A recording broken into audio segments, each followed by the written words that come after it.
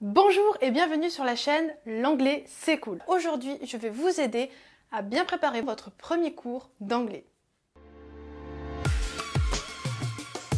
Du coup, mon premier conseil, c'est tout simplement de revoir ou de découvrir aussi les bases de l'anglais. Qu'est-ce qu'on fait le jour de la rentrée? Qu'est-ce qu'on fait quand on voit ses camarades? Qu'est-ce qu'on fait quand on voit ses amis? Qu'est-ce qu'on fait quand on voit son professeur? Quelle est la première chose que l'on dit? Tout simplement, bonjour. C'est la première étape pour bien communiquer avec les gens. Le mot passe-partout quand on rencontre quelqu'un, c'est hello. Hello, ça veut dire bonjour, salut. Alors bien sûr, il y a des déclinaisons selon le moment de la journée. Par exemple, si vous voulez dire bonjour le matin, au lieu de dire hello, vous pouvez dire good morning. Alors good qui veut dire bon, et morning qui veut dire le matin ou la matinée. Pour le bonjour de l'après-midi, c'est le même principe, on utilise good, qui veut dire toujours bon, et après-midi, on dit afternoon. Donc du coup, ça va donner good afternoon. Pour vous souvenir de ce mot afternoon, c'est un mot qu'on appelle un compound, donc c'est un mot composé, c'est-à-dire qu'il est composé de deux mots qui, indépendamment l'un de l'autre, peuvent exister. Alors, after, ça veut dire après, et noon, ça veut dire midi. Voilà, tout simplement. Ensuite, vient le moment de la soirée. Vous pouvez aller voir quelqu'un et lui dire good evening. Donc toujours cette idée du good, toujours le good au début, et un peu plus loin, vous mettez evening. Evening, ça veut dire la soirée. Et ensuite, nous avons good night. Alors good night, on va plus le dire pour quand on souhaite la bonne nuit à quelqu'un, surtout. Ensuite, et ça vous allez le voir, surtout je pense pendant votre premier cours d'anglais, si par exemple vous rentrez en 6e ou si vous en avez déjà fait à l'école primaire, souvent on vous apprend en premier lieu à vous présenter, à dire qui vous êtes, comment vous vous appelez, quel âge vous avez, qu'est-ce que vous aimez, d'où vous venez, où vous habitez, etc. Moi, si je me présente à vous, ou si je vais voir mes camarades, je vais les voir et je vais leur dire « Hello, good morning, I'm Estelle ». Soit vous pouvez dire le pronom et le verbe en entier, donc « I am », soit vous pouvez faire une contraction, ce qui est beaucoup plus courant à l'oral, et ça donne « I'm ». Avec l'âge, vous avez donc cette petite différence, donc avec le verbe « être », à la place du verbe avoir en français. Pour bien mémoriser, pensez plutôt à la phrase « je suis âgé de tant d'années ». Donc je suis âgé de 23 ans par exemple, ça fonctionne aussi. Pensez plutôt à ce genre de formulation, comme ça vous aidera à mémoriser le verbe être à la place du verbe avoir en anglais. Ensuite, pour l'âge, à la suite, il y a deux solutions. Soit vous dites simplement le chiffre, ce qui fonctionne parfaitement. I'm 23, donc j'ai 23 ans, mais je n'ai pas rajouté le years old forcément à la fin. Vous pouvez au début utiliser la phrase complète, donc dire votre âge et rajouter years old à la fin. Commencez d'abord par là, et quand vous serez plus à l'aise, vous utiliserez la formule un peu plus courte où on dit simplement le nombre.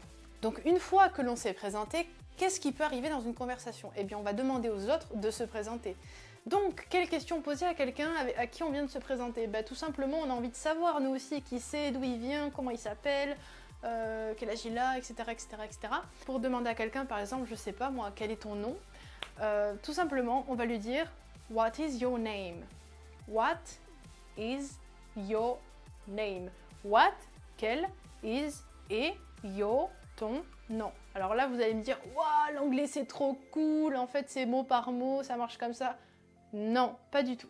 L'anglais c'est beaucoup plus compliqué que ça, mais il y a des fois où ça tombe comme par magie, c'est exactement la même chose. Voilà, c'est assez littéral des fois et ça marche. Who are you? Who, qui, are, et you, tu.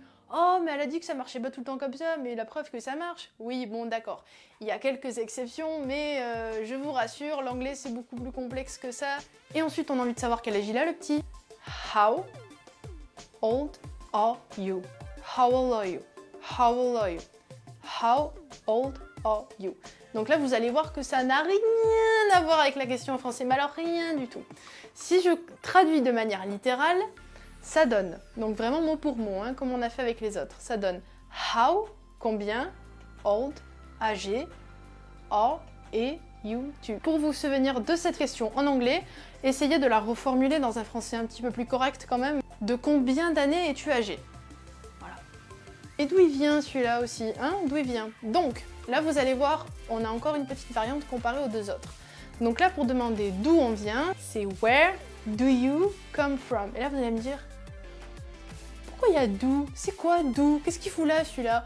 Eh bien, qu'est-ce qu'il fout là? D'où, c'est ce qu'on appelle un auxiliaire. Et souvent, dans les questions, on en a besoin. Petite astuce, pour se souvenir qu'il y a le d'où après le where, vous dites en français, il y a un d'où. même si ça s'écrit pas pareil. En anglais, je dois aussi le retrouver dans ma question. Et donc, vous allez dire, il me faut un do. Voilà, j'en ai fini avec cette vidéo. J'espère que mes astuces et mes conseils pourront vous aider à bien préparer votre rentrée pour votre premier cours d'anglais cette année. N'hésitez pas à me dire ce que vous en avez pensé dans les commentaires. N'hésitez surtout pas, et encore moins, à me poser des questions pour plus de détails. Je me ferai un plaisir d'y répondre. N'hésitez pas à me dire aussi ce que vous aimeriez voir plus tard sur la chaîne dans les semaines à venir. Je vous dis donc à la semaine prochaine, toujours le vendredi à 18 h. Je vous invite également à cliquer sur la petite cloche pour avoir une notification quand mes vidéos sortiront.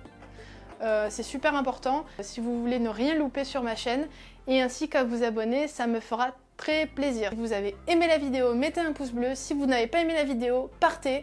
Voilà, je vous fais de gros bisous et je vous dis à la semaine prochaine. Bye bye!